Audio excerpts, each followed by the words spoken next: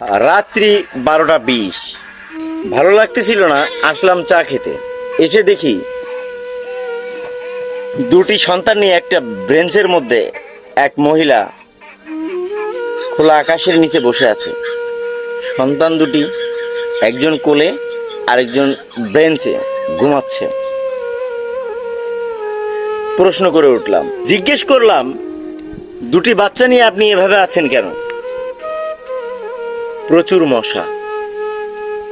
উত্তরে উনি বলল, বাসাওয়ালা এত রাত্রে ওনাকে বাসা থেকে বের করে দিয়েছে বাসা ভাড়া না দেওয়ার জন্য।